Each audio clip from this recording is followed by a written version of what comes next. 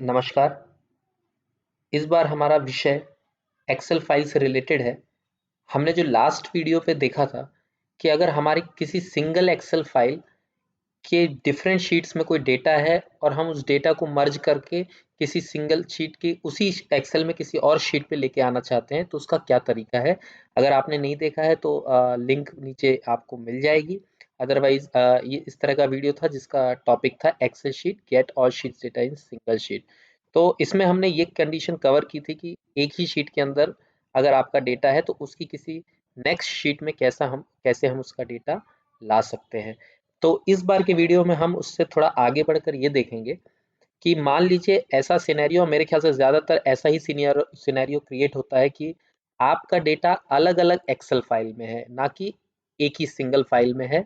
और फिर आप चाहते हैं कि उसका डेटा उठाकर आप लाएं और सिंगल किसी एक नई एक्सेल शीट में उसका टोटल सम अप कर सकें।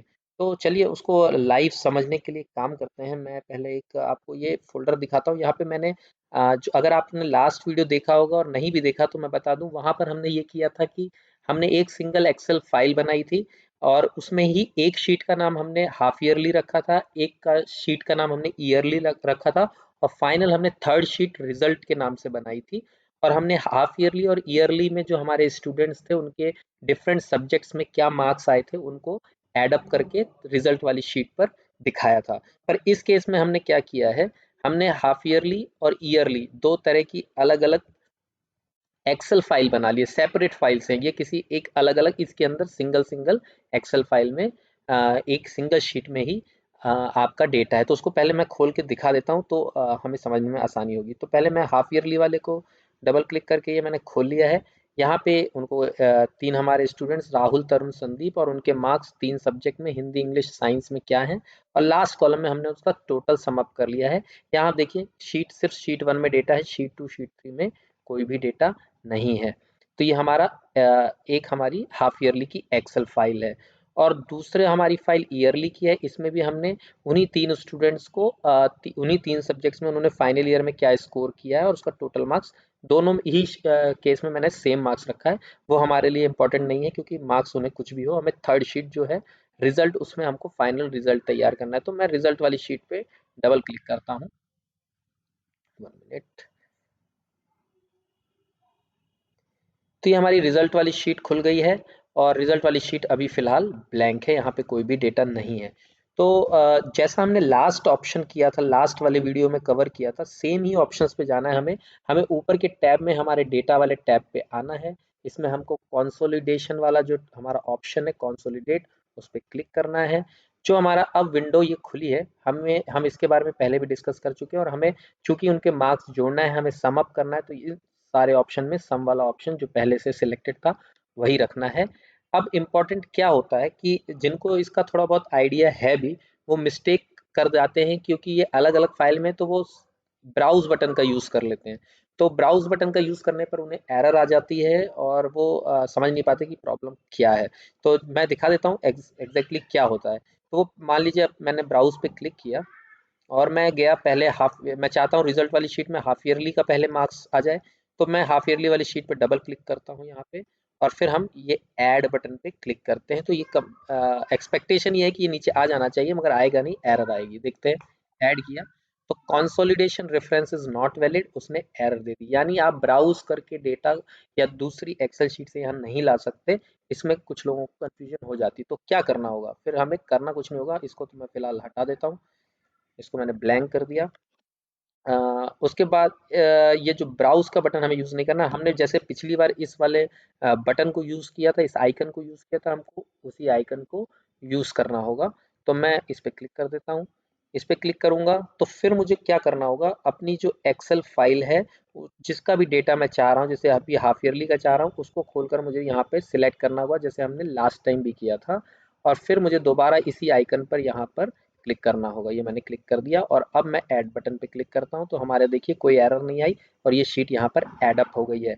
अब हमें दूसरी वाली शीट को ऐड करना है यानी फाइनल वाले एग्जाम को। तो मैंने दोबारा इस पे क्लिक किया आइकन पर और अब मैं फाइनल ईयर वाली जो ये ईयरली वाली शीट है इसका भी जिन भी कॉलम्स या रोज को चाहता हूँ उसको सिलेक्ट कर लेता हूँ। तो इसको मैंने सिलेक्ट कर लिया जो कलर्ड में हाईलाइटेड है और दोबारा इस पे क्लिक कर देते हैं और हम ऐड बटन पे क्लिक कर देते हैं।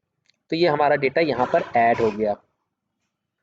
अब हमारे पास सेम जो ये हमारे ऑप्शन है, top row, left column, create links to source data, इसके बारे में लास्ट वीडियो में हमने अच्छे से बात कर ली थी। फिर भी मैं अगर जिन्होंने वो वीडियो नहीं देखा और डायरेक्ट इस पे आए हो तो उनको बता देता हूँ। टॉप रो मतलब जहाँ पे हमने सब्जेक्ट्स के नाम लिखे हैं वो रो हो जाएगी, वो तो हमें चाहिए ही चाहिए। दूसरा हमारा लेफ्ट कॉलम जहाँ पे हमारे स्टूडेंट्स के नाम है वो हमें चाहिए ही चाहिए, तो हम दोनों को तो रखेंगे ही रिजल्ट बनाते हुए। तीसरा, इसके बारे में भी मैंने डिटेल में बात की थी कि ये इसका क्या ज़रूरत है। ये अभी हमें जब रिजल्ट हमारा तैयार हो जाएगा तो वहाँ हम create links to source data का क्या मतलब है उसको अच्छे से समझ सकते हैं। तो इसको अभी फ़िलहाल सिलेक्ट करके ओके बटन पे क्लिक करते हैं। क्लिक करने से पहले मैं बता दूँ, बाई डिफ़ॉल्ट रिजल्ट वाली शीट में मेरा ये वाला सेल यहाँ पर सिलेक्ट है। तो रिजल्ट जो है मेरा इधर ही पे क्रिएट होगा। प्रॉपरली आपको एक्चुअली यहाँ पर इधर पे सिलेक्ट होना चाहिए था, तो प्रॉपर दिखता रिजल्ट, पर कोई इशू नहीं है, हमारा रिजल्ट तैयार हो गया, इधर आ जाएगा। मेन हमारा जो हमारा कंसर्न है वो दिखाई देगा हमें। तो चलिए अभी फिलहाल ओके बटन पे क्लिक कर देते हैं। ये मैंने ओके बटन पे क्लिक कर दिया, तो ये हमारा रिजल्ट यहाँ पे फाइनली तैयार हो गया। तो देखते हैं क्या हुआ एग्जैक्टली इसमें। तो हमारे जो तीनों स्टूडेंट्स के नाम थे वो यहाँ आ चुके हैं, राहुल, तरुण, संदीप। हमारे ऊपर सब्जेक्ट आ गए हैं। दोनों हाफ ईयरली और ईयरली में इनको 50-50 मार्क्स, इनको 40-40, इनको 30-30 दिए थे, तो वो भी ऐड अप हो गए, ये भी सही है। और इनके टोटल मार्क्स भी यहाँ पे सही हो गए। अब आप इसको फॉर्मेटिंग, इसको अच्छा लुक देना, ये सब आप कर सकते हैं, बोल्ड वगैरह जो भी, या आउटलाइन वगैरह, जैसे अभी हमने कलर्ड किया था। तो ये हमारा रिजल्ट हमने एक नया शीट में तैयार कर लिया है। अब जो हमारा वो चेक बॉक्स वाला कॉन्सोलिडेट वाला पॉइंट था वो यहाँ पे है, ये जो प्लस प्लस के साइन बन के आ रहे हैं तीनों स्टूडेंट्स के कॉरस्पॉन्डिंग। मैं पहले राहुल के कॉरस्पॉन्डिंग जो प्लस साइन है उस पर क्लिक करता हूँ, तो वहाँ पे दिखा रही, देखिए इसका ब्रेकअप आ जाता है कि उनको हाफ ईयरली में 50-50 मार्क्स मिले थे, ईयरली में 50-50 मार्क्स मिले थे, तो टोटल उनका 150-150 था और फाइनली उनके 300 मार्क्स थे। इसी तरह तरुण और इसी तरह संदीप के स्टूडेंट्स के मार्क्स भी हमारे नए रिजल्ट में प्रॉपरली आ चुका है। तो हमारा पर्पस जो हमारा रिजल्ट बनाना था वो फाइनली अचीव हो गया है। और साथ ही हमने कंसोलिडेशन जो हमने चेक बॉक्स फाइनल वाला लगाया था थर्ड नंबर पे, उसका क्या पर्पस है वो भी हमने देख लिया है। तो हमने इस टॉपिक के साथ ही ये ऑप्शन भी कवर कर लिया है कि अगर हमारा अलग अलग शीट में है तो हम फाइनली उसे अपनी सिंगल शीट में कैसे लाएं। मुझे आशा है ये काफ़ी लोगों को मदद करेगा। अगर आपको पसंद आए तो अपना फीडबैक दीजिए। ऐसी आशा के साथ इस वीडियो को मैं यहीं पे विराम देता हूँ। बहुत बहुत धन्यवाद।